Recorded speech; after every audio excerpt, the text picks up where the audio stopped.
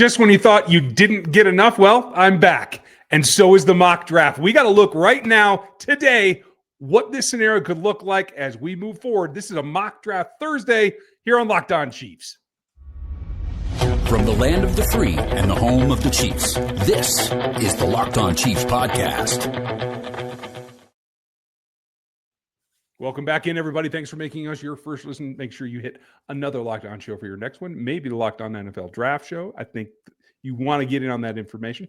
Thanks for your patience. Thanks to Chris for holding everything down while I was gone. My partner, Chris Clark, over at KC Chiefs Corner. You know him. You've been listening to him. He's done a hell of a job while I've been gone, and I really appreciate it. I'm Ryan Tracy, the founder of Rogue Analytics and Performance Consulting, NFL33.com, and RGR Football. Make sure you check out RGR as well as Rogue Analytics, because the first version of the Matrix is out. The second version is being worked on, and the draft guide is underway. So we have a ton of content for you. We're going to put that to work today on another mock draft, one that we're going to do together. We're brought to you by Game Time, so don't forget them. You can download the app, create an account, and use the code LOCKEDONNFL. You're going to get $20 off your first purchase. So we're going to run through another mock draft scenario. If anything does break, we'll give you the laydown here on the show, as well as on the text line at 816-357-8781. There's more options. And with what the Chiefs have done in free agents, they allow them to set up their options so they don't have to go do any one thing. And there's nothing wrong with doubling up. So we'll start here with going through the mock draft. We'll see where we end up with the picks, and we'll give you the best case scenario of today's exercise. I'm kind of excited about it. I haven't done a live mock yet. So, hey, let's get after it. I'm looking forward to this, and it does look like we actually got some contract information for Tillery and Hunt now. Doesn't take much, but we will see what is going to happen. And as I'm posting this, there we go. We're set up. Okie doke. So we're doing the full thing. We are not making any trades off the go, but we'll see what happens. I usually, when I start these, I let 10, 12 picks run off the board, see what happens. What do you think?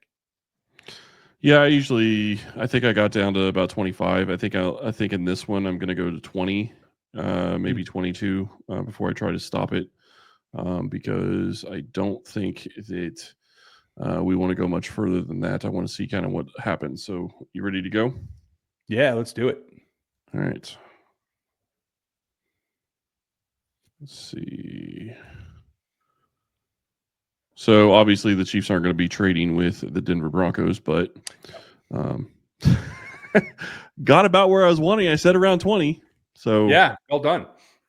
There you go. I think those last two teams who ended up taking Josh Simmons, who I think should be a legitimate Chiefs target, as well as James Pierce. Those are two teams that I think are probably the last two and the best options in the teams for the Chiefs to try to trade with. I would not be surprised if both those teams have already had some conversations. But like you said, Broncos aren't going to do it. Steelers aren't going to do it. You're not getting the Chargers to trade with you. So next best option is Green Bay, right?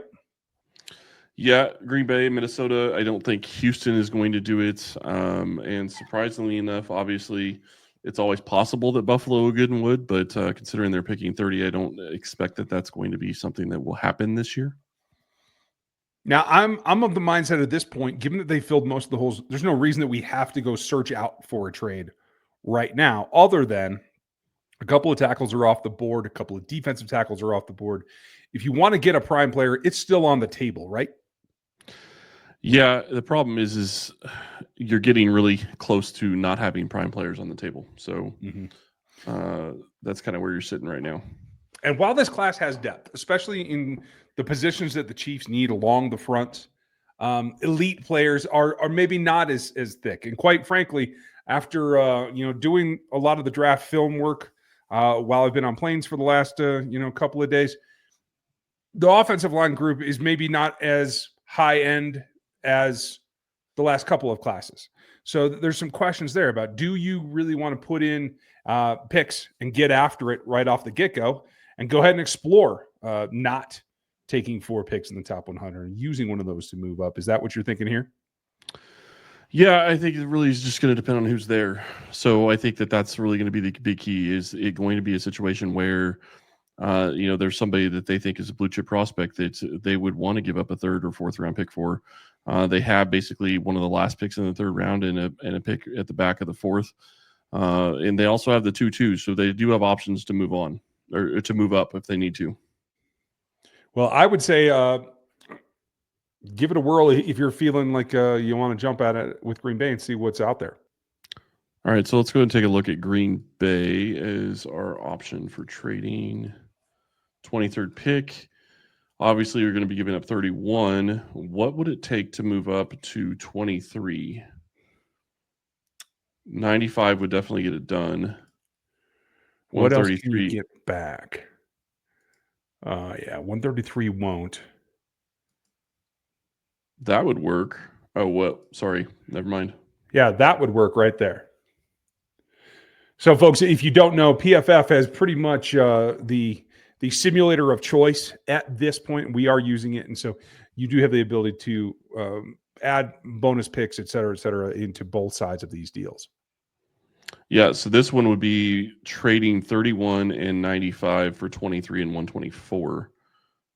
So let's offer, and they accepted. So Kansas City's now on the clock at 23, and we will resume draft. And that's one of the options.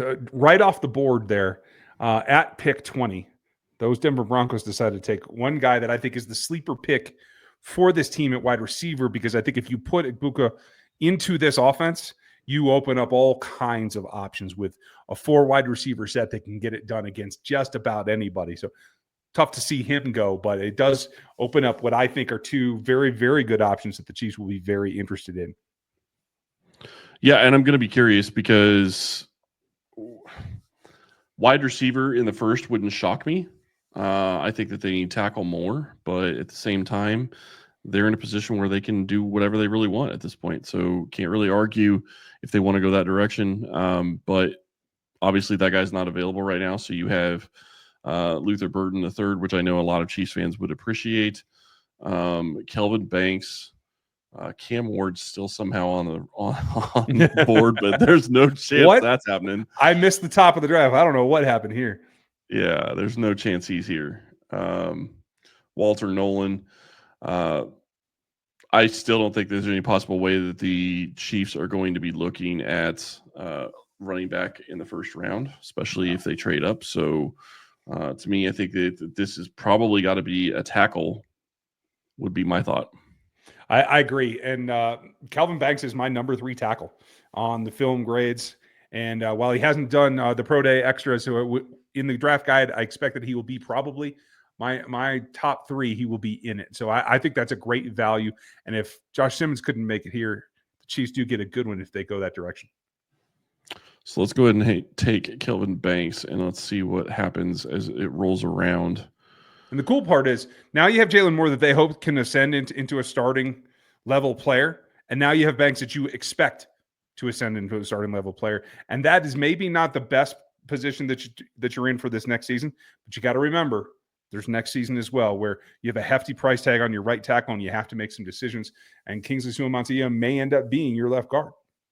Yeah, could be. And they still have Wanya Moore, so it's going to be a question as to how that's going to work out and what they're going to do there. And they have Hunter Norzad could be their left guard. So lots of different decisions to make at that on the offensive line. And when we get back, we're going to be talking about the second round, what Kansas City could be looking at as we continue in our mock draft. Imagine watching your team live, feeling the energy of the crowd and witnessing unforgettable moments. There's nothing like experiencing a big game in person. Getting tickets shouldn't be stressful. That's where Game Time comes in, making it easier than ever to grab last-minute seats at unbeatable prices. Game Time Picks is amazing. It curates and makes it easier to find the better value for tickets to sports, concerts, comedy, theater, and much, much more. I just checked the Game Time app, and there are amazing deals on some huge matchups coming up. Go check it out. The lowest price guarantee or Game Time will credit you 110% of the difference. It is a super deal. And you have peace of mind with seat views before you buy, no surprise fees, and a lowest price guarantee you can book with total confidence. Take the guesswork out of buying tickets with Game Time. Download the Game Time app, create an account, and use code LOCKEDONNFL for $20 off your first purchase. That's Locked On NFL, LOCKEDONNFL for $20 off. Download Game Time today. Last minute tickets, lowest prices guaranteed.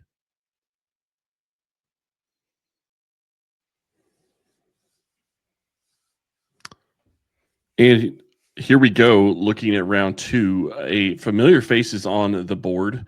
A lot of people are going to think, hey, you just took him last time. And Oh, yes, did I you? did. That's Shamar Turner, I assume. Yes, it is. Okay. So for the sake of diversity, should we spread things around? It's still too early. Quinshon Judkins is a great back, and I do think that he could do some damage in this particular scheme. Ended up testing faster than many thought he would, but I still think that there's bigger fish to fry, and I do think there's some speed later in the draft. So I personally here, just looking at this list and knowing what's out there, I would look. Doesn't look like there's any offers to trade back, which I'm a little surprised at.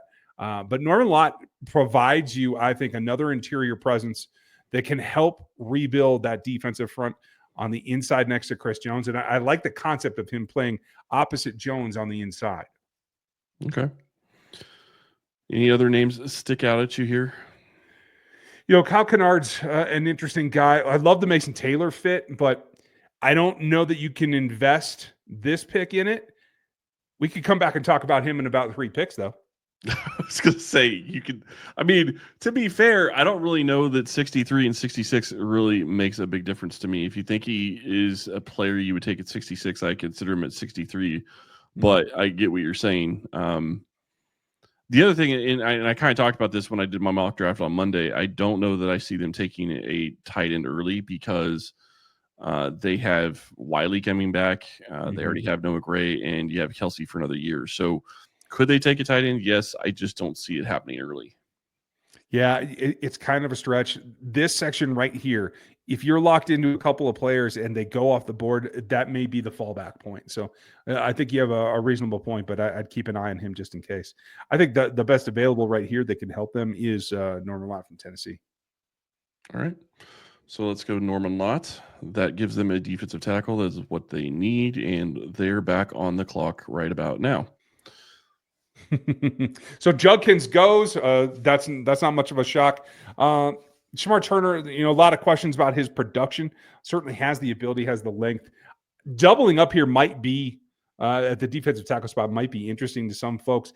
I don't think that it's that dire of a need, and I do like to see them moving around. Kennard could be an option there. Like we said, we do like Taylor. Who else is in here right now?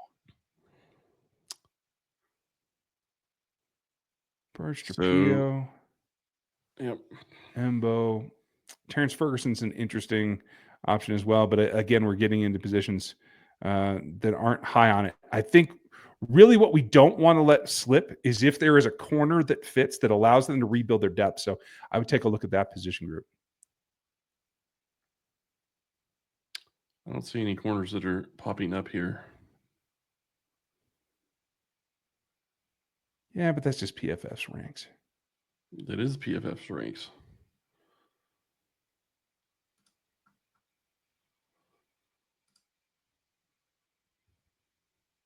So you get into the heartstrings here by showing this, and maybe we can come back and look at it. Here's the thing: is we already traded out a 95, right? So in this scenario, we don't have a pick here for a good 60 picks.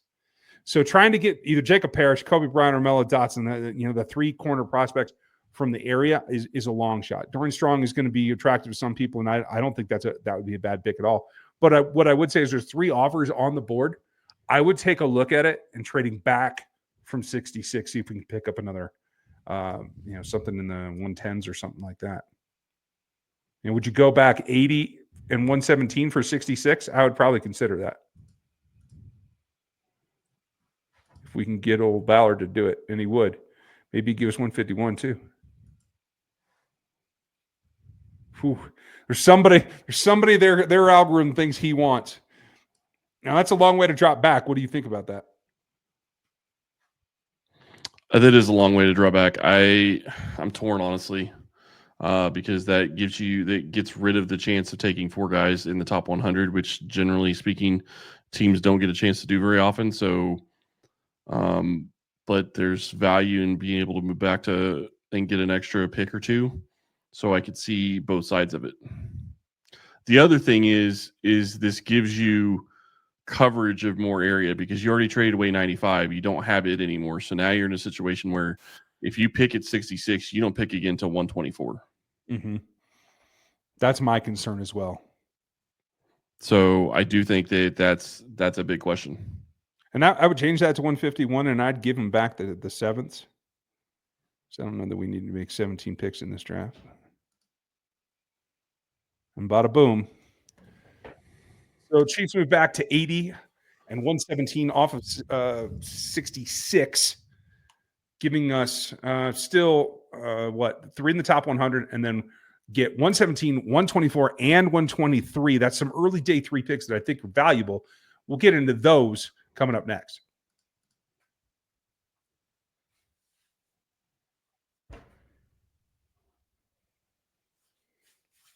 So now we get to the point where doubling up is fine, reinforcing what you need is fine. We have to look at a couple of position groups, not just on who's available, but wide receiver, corner. Could you go linebacker? Possibility. This is the area where I think this is about as early as you could look at running back, and I don't think that you have to. But those are a couple of things, ideas that come to me here when we look at this list. Yeah, and I'm going to defer to you at this point. I've already kind of looked at the list, and I did my mock draft on Monday, so I talked about a lot of the different players. And I think I doubled up at the defensive tackle position because to me, while it's not a absolute necessity to do that, getting younger at that position made a ton of sense to me. So I doubled up there. Makes sense. Okay, so we're at 80, which means whatever we do now is going to be our last pick before that magical day 3 begins.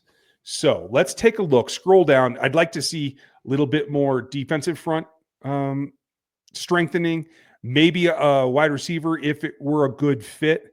I know folks are going to like Noel. He's got some physical tools that I do like. I don't know if that's early. There's Giddens, the halfback. I think this is where you could start looking for him. Lathan Ransom would be, tempting here, although the Chiefs do have safety depth. There's Devin Neal. A lot of folks want to see him end up in a Chiefs uniform as well. This is a tough one. Well, everybody who wears, crimson and blue, that's the way that goes.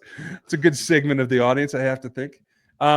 There's a couple of guys on my radar in particular that I think we're probably still in good shape for. Jalen Milroe as a top 100 is hard for me to swallow. So I think you could look at Noel. That's an option.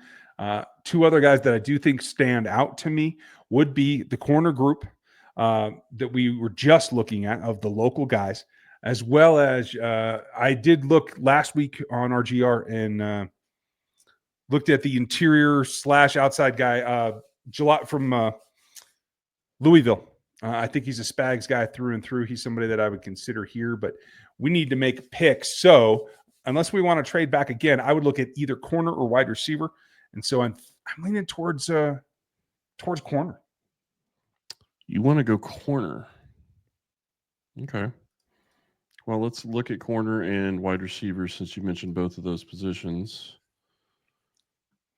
So this is the dilemma that we're in. We could move back yet again. Looks like we have 7 trade offers, but we're getting to the point where Tez Johnson's coming up. I think he's too small for what I'm willing to do right here. We're talking about Dorian Strong again. Isaiah Bond, you want to add more speed to the offense? There's a good way to do it. Then come Jacob Parrish, Kobe Bryant, Mello Dotson, all the local prospects that we may not have a chance to get at 117. So that's really where we got to make a decision. Yeah, and I'm kind of open either way. Isaiah Bond, I think it's kind of funny because he was talking about how he's going to be faster than Xavier Worthy. That obviously did not happen. But I think they could go either direction. It would not shock me for them to go wide receiver or not. Okay. Well, then why don't we just flip a coin and A or B, closest to the number, 1 to 10. What do we got? Pick one. 6. I'll go 3. The number was 7, so you win. So what are we doing? Oh, go wide receiver. Take who you think. Okay. I would just go Noel. Let's add him to the roster and see what happens. Okay. It is a plausible scenario, and that's why I think it's viable. I really want to see who survives here, see if we can add a couple of more do want to look at doubling up. The best case for this best case scenario for this team is to add where they're weak and turn them into strengths. And I do like that. Barron Sorrell went off the board 2 picks before us, who I do think is an edge prospect the Chiefs might like. He is now a Cardinal here. But as we're looking at it, Bond is still here. And that's a little shaking me there because we might be doubling up a wide receiver right here if I'm calling the shot. So let's see what else we have available to us. Hold on, are you feeling okay? I know you just got back from vacation, but like, are you feeling okay? Because I'm still on that high. I'm enjoying it. I've been out and about. Well, and here's the problem. And both the KU corners are here now.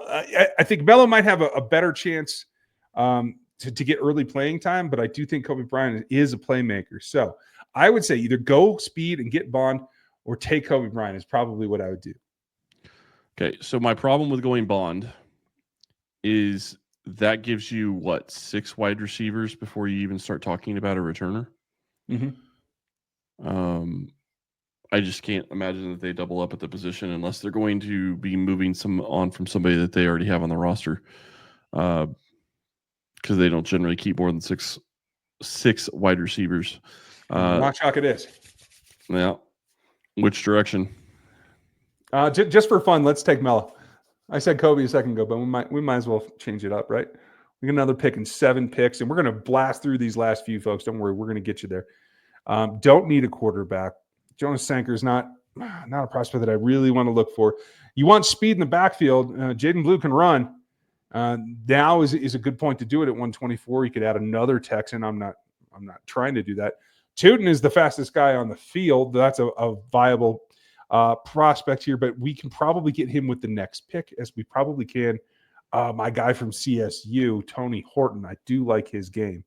So I think maybe this is the best player available. Might be a running back at this point, dude. So who's the best running back in your opinion? Oh, there's so many. Blue, Tootin. Let's just do Tootin just to say it. Tootin it is. We are going to be tootin' on to the next pick.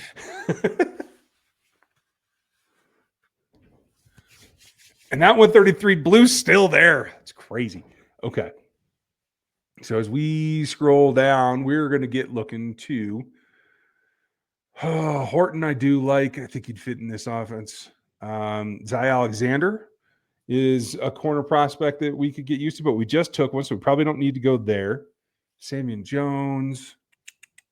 Don't need Quinn Ewers. I think we're pretty safe on that one. Man. I agree that they're safe, but I can't believe Quinn Ewers is still sitting there. Yeah, it's a little bit surprising. This I got to tell you, this quarterback class is not all it's cracked up to be.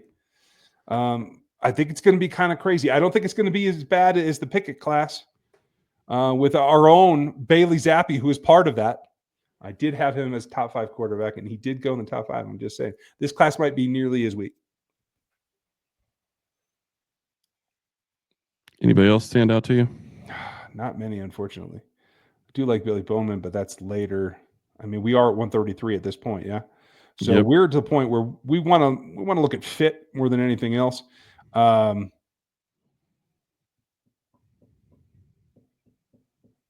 Maybe Zy Alexander, if you don't want to go wide receiver again.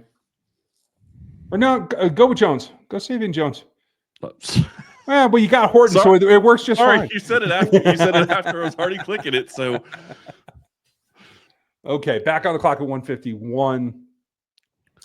I think this is the point where defensive line depth and possibly linebacker start to come in, where you have some decent athletes at linebacker that maybe aren't like household names, but you don't need to put in a day 1 or 2 pick. So, I would sort that real quick. To what? What positions? Linebacker, probably. Just linebacker? And see what edges are left. I'm going to throw that out there. Oh, yeah, why not? At this late in the draft, it's different to me. Sure, yeah, absolutely. You're taking chances on skill sets, on traits, something that you can see fitting that maybe you have to build the rest of the prospect back in around. But if he's got something that can add to what you're doing right now, that's worth taking a look at. So I would scroll through this a little bit. So tight end, defensive line, edge, linebacker, tight end. I did throw interior offensive line as well, just in case.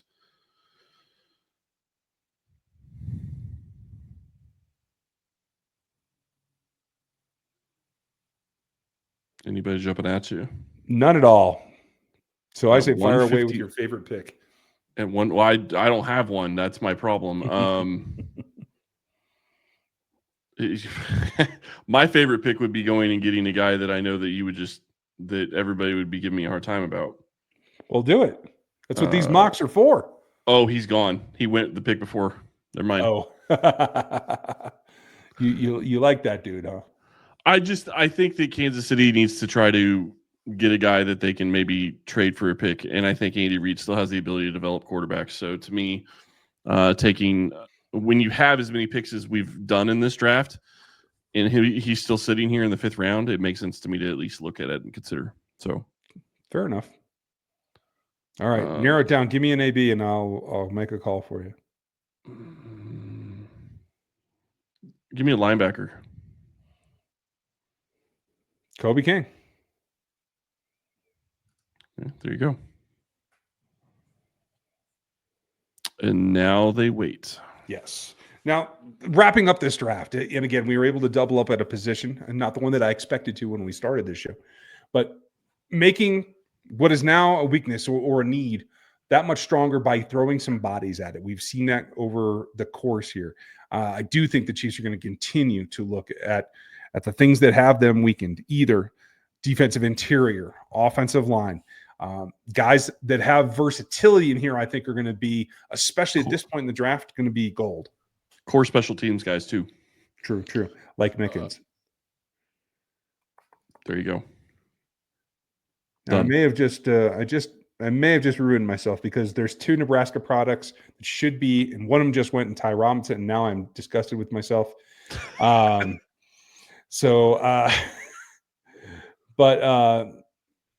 his teammate should probably still be there, is my guess. I don't know. We're going to find out. Tommy Hill? No, another defensive line. He's got a tough name. Is it Hatcher? Just sort on the D line.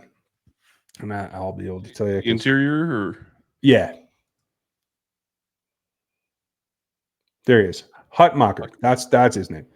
And I do like what he brings. Nazir Stackhouse is a guy that had a lot of upside at Georgia. Never really fulfilled it, but I like Hutmacher as well. Done. Okay. Got one more pick. Oh, yeah. Mr. Irrelevant goes to Kansas City this year. So this is literally should be anything. I don't think Graham Mertz is draftable, so I wouldn't go there. But I'm open to anything else you got. Oh, this is where it gets fun. I'm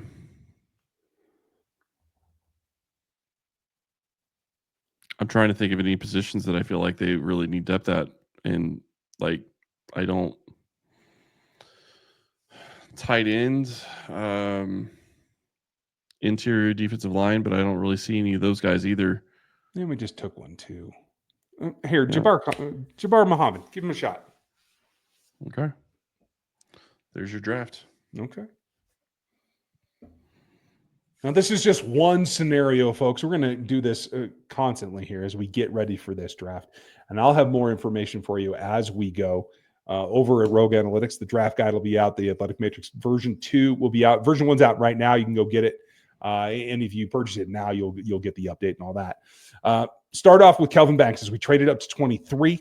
End up with a guy who can grow into a starting tackle, right or left. Same with Jalen Moore. So building with bodies at the offensive line. Norman Lott on the other side on the defensive line comes back in and can give a little bit of pass rush, a little bit of nasty, a little bit of everything. And do like him joining that group. Then we come back with Noel gives you a little bit of speed, and I think somebody can grow into that wide receiver room. Mello Dotson from Kansas, the corner, is more like the body type that the Chiefs generally like, so I do like his fit there. A little speed with running back Tootin. Tony Horton, big receiver, wingspan, does have 4.4 speed. I like that as well. Kobe King comes back from Penn State. Mickens can play special teams for you. He might be able to get into the rotation at safety, gives you a little bit of another fallback there. And then you get Hutmacher and Jabbar Muhammad to round it out on some defensive depth. Not terrible. It's interesting to me. Hutmacher we took him at 251 and it's a B+ grade when they are saying that PFF Big Board has him at 303. Yeah, well, their ranking is interesting. Mysteries of the universe I cannot solve. Yeah. Well, it'll be what it is. And there'll be another one, and we will continue to walk through. If you guys have picks that you liked or things that you would like us to see do instead, make sure you leave your comments down below. Make sure you check out another Locked On show for your next listen. Like, sub, hit the bell, be with us every day because we're here for you every day. We appreciate you being with us right now. We'll continue to roll as we get ready. I'm back and ready to go for this draft. Thank you for being with us. We'll catch you tomorrow.